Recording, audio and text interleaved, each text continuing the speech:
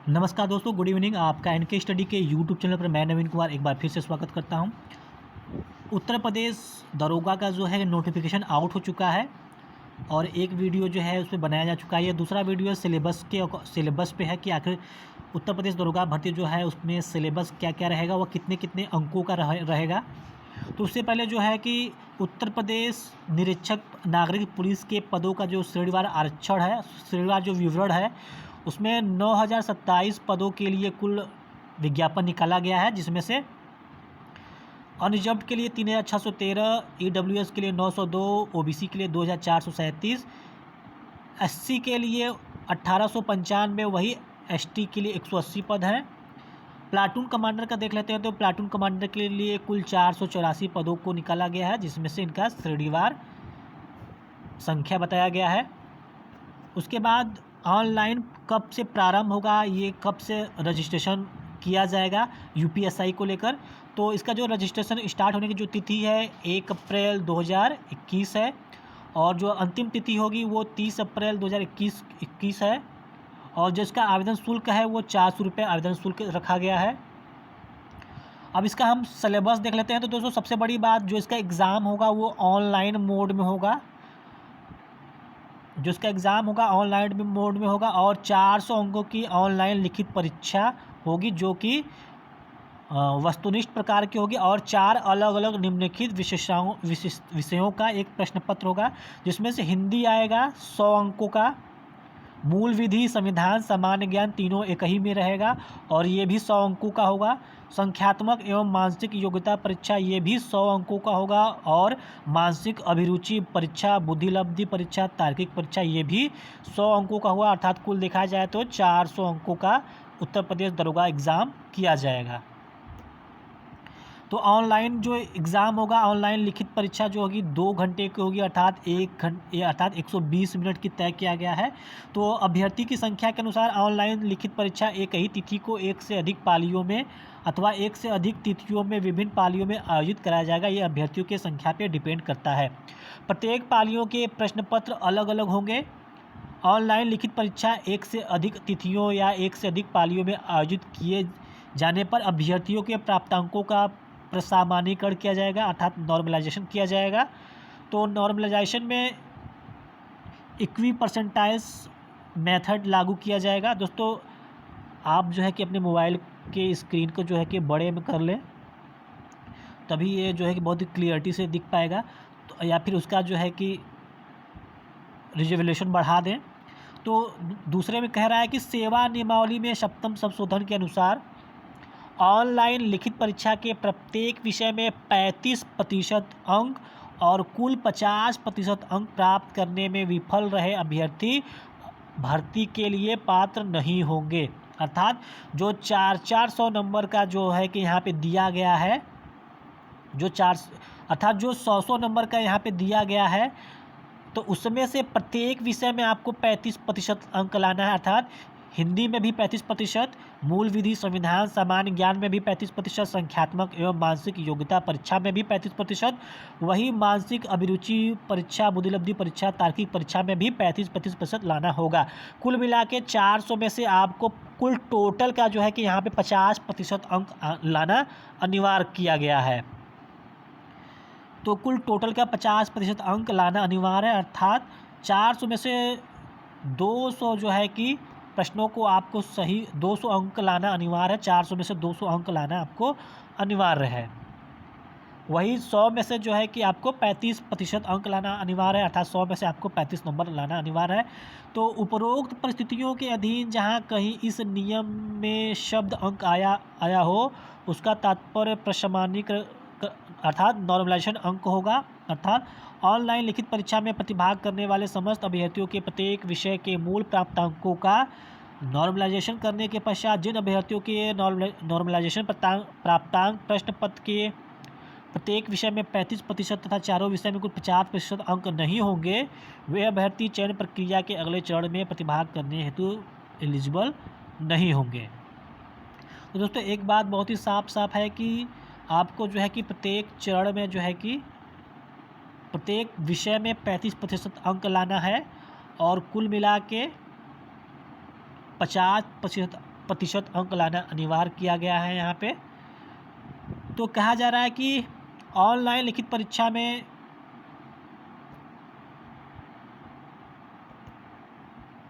चलिए बढ़ते हैं आगे। तो उसमें जो शारीरिक मानक परीक्षण के मानक है पुरुषों के लिए क्या है, तो जो हाइट रखी गई है पुरुषों के लिए वो सामान्य एवं अन्य पिछड़ा वर्ग के लिए और अनुसूचित जाति के अभ्यर्थियों के लिए न्यूनतम 168 सेंटीमीटर है, अर्थात सामान्य कैटेगरी और ओबीसी और एससी के लिए 168 सेंटीमीटर है।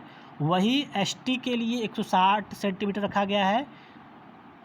जो सीना होगा सामान्य अन्य पिछड़ी जातियों और अनुसूचित जातियों के लिए जो है कि 79 सेंटीमीटर रखा गया है बिना फुलाए, और फुलाने पर जो है कि 84 सेंटीमीटर होना चाहिए। एवं अनुसूचित जनजाति के लिए 77 सेंटीमीटर रखा गया है, वही फुलाने पर 82 सेंटीमीटर होना चाहिए। अर्थात कहने का तात्पर्य ये है कि न्यूनतम 5 सेंटीमीटर सीने का फुलाव अनिवार्य है। महिलाओं के लिए जो उनकी हाइट है 152 सेंटीमीटर रखा गया है, वही अनुसूचित जनजाति के लिए 147 मीटर रखा गया है, और उनका जो वजन होना चाहिए 40 किलोग्राम होना चाहिए। महिलाओं में सामान्य व अन्य पिछड़ा वर्ग और अनुसूचित जाति के लिए जो है 152 सेंटीमीटर है, और एसटी कैटेगरी के महिलाओं के लिए 147 सेंटीमीटर यहाँ पे न्यूनतम हाइट रखा गया है। तो शारीरिक परीक्षार्हता कैसा होगा, तो अभिलेखों की समीक्षा एवं शारीरिक मानक परीक्षा में सफल पाए गए अभ्यर्थियों से शारीरिक दक्षता परीक्षा में सम्मिलित होने की अपेक्षा की जाएगी जो एलिजिबल प्रकृति की होगी। शारीरिक दक्षता परीक्षा में सफल होने के लिए पुरुष अभ्यर्थी को 4.8 किलोमीटर की दौड़ 28 मिनट में, वही महिलाओं के लिए 2.4 किलोमीटर की दौड़ 16 मिनट में पूरी करनी होगी। वे अभ्यर्थी नियत समय के भीतर दौड़ पूरी नहीं करेंगे और वे भर्ती के लिए पात्र भी नहीं होंगे। तो इसमें टिप्पणी में कहा जा रहा है कि लिखित परीक्षा अभिलेखों की समीक्षा एवं शारीरिक मानक परीक्षा तथा शारीरिक दक्षता परीक्षा की तिथि व समय की सूचना यथा समय अधिसूचित कर दी जाएगी। लिखित परीक्षा अभिलेखों की समीक्षा एवं शारीरिक मानक परीक्षा तथा शारीरिक दक्षता परीक्षा के प्रवेश पत्र यथा समय बोर्ड की वेबसाइट पर भी उपलब्ध होंगे, जहां से अभ्यर्थी उन्हें डाउनलोड कर सकते हैं। तो समान हिंदी के लिए 100 अंक, मूल विधि संविधान समान ज्ञान के लिए 100 अंक, संख्यात्मक एवं मानसिक योग्यता परीक्षा के लिए 100 अंक, मानसिक अभिरुचि परीक्षा, बुद्धिलब्धि परीक्षा, तार्किक परीक्षा के लिए 100 अंक, कुल मिला के 400 अंकों का ये एग्ज़ाम होना है, जैसा कि 2016 की वैकेंसी में हुआ था, भर्ती में हुआ था। तो देख लेते हैं कि समान हिंदी का सिलेबस क्या रहेगा। तो पहले में दिया है कि हिंदी और अन्य भारतीय भाषाएं होगा। जो दूसरा है हिंदी व्याकरण का मौलिक ज्ञान, जिसमें कि हिंदी वर्णमाला, तत्सम तद्भव, पर्यायवाची, विलोम, अनेकार्थक वाक्यांशों के स्थान पर एक शब्द, समरूपी भिन्नार्थक शब्द, अशुद्ध वाक्यों को शुद्ध करना, लिंग वचन कारक सर्वनाम, विशेषण, क्रिया, काल, वाच, अव्यय, उपसर्ग, प्रत्यय, संधि, समास, विराम चिन्ह, मुहावरे एवं लोकोक्तियाँ, रस, छंद, अलंकार आदि होंगे। वही एक अपठित बोध भी होगा। चौथे नंबर पर प्रसिद्ध कवि, लेखक एवं उनकी प्रसिद्ध रचनाएं भी होंगी। पाँचवें नंबर पे है जो है हिंदी भाषा में पुरस्कार हुए। छठे नंबर पे जो है कि विविध, अर्थात ये जो है कि 100 अंकों का होगा हिंदी। अब हिंदी के बाद जो दूसरा है मूल विधि संविधान सामान्य ज्ञान।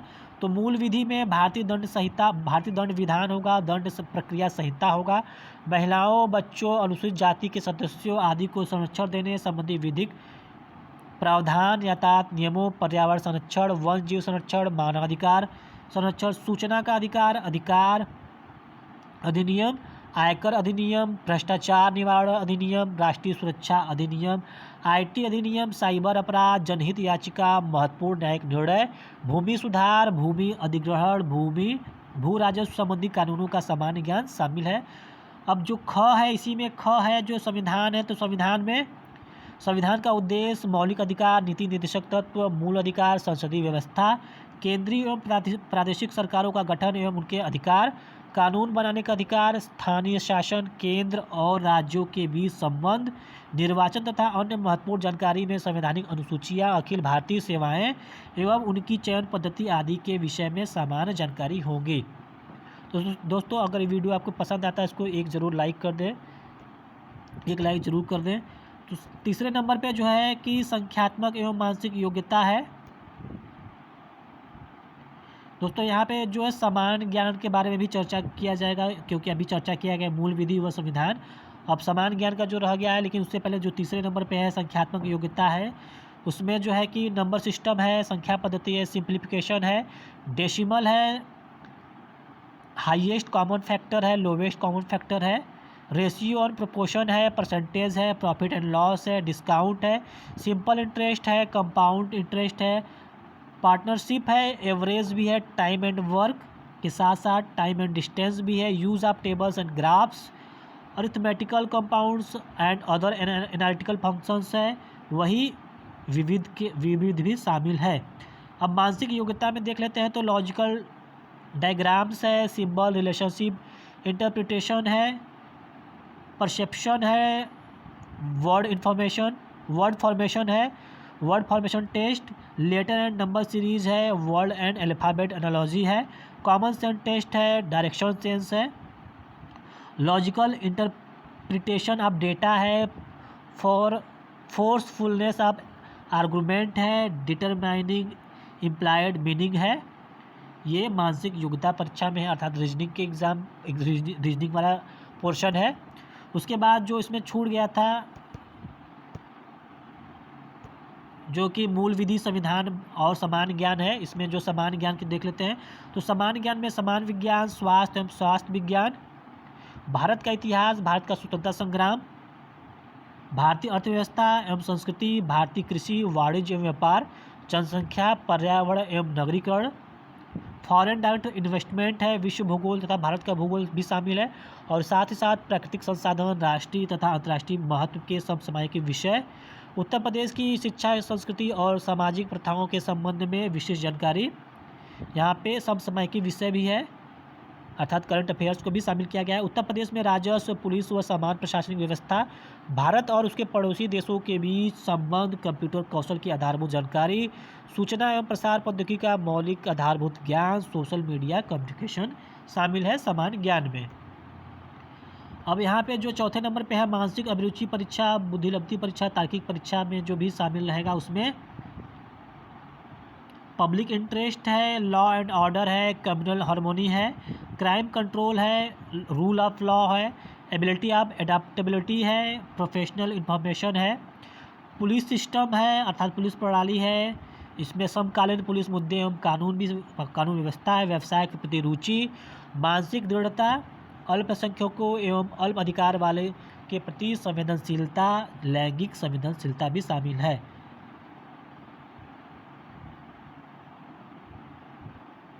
बुद्धिलब्धि परीक्षा में जो है कि संबंध व आंशिक समानता परीक्षण है, असमान को चिन्हित करना, श्रृंखला पूरी करने का परीक्षण, संकेत लिपि और सांकेतिक लिपि को समझना, दिशा ज्ञान परीक्षण, रक्त संबंध, वर्णमाला पर आधारित प्रश्न होंगे, समय क्रम परीक्षण होगा, वेन आरेख होगा, और गणितीय योग्यता परीक्षा और साथ ही साथ क्रम में व्यवस्थित करना ये भी शामिल किया गया है। वही तार्किक में समरूपता है, समानता, भिन्नता, खाली स्थान भरना, समस्या को सुलझाना, विश्लेषण करना, निर्णय क्षमता, दृश्य स्मृति, विभेदन क्षमता, पर्यवेक्षण और धारणा, अंकगणितीय तर्क, अंकगणितीय संख्या श्रृंखला है, शब्द और आकृति वर्गीकरण है, साथ ही साथ अमूर्त विचारों व प्रतीकों तथा उनके संबंधों में सामंजस्य की क्षमता से भी प्रश्न पूछा जाएगा। दोस्तों बहुत बहुत धन्यवाद आपको इस वीडियो को देखने के लिए। अगर आपने सब्सक्राइब नहीं किया है इनकी स्टडी को तो सब्सक्राइब कर लीजिए, साथ ही साथ एक लाइक ज़रूर कीजिएगा।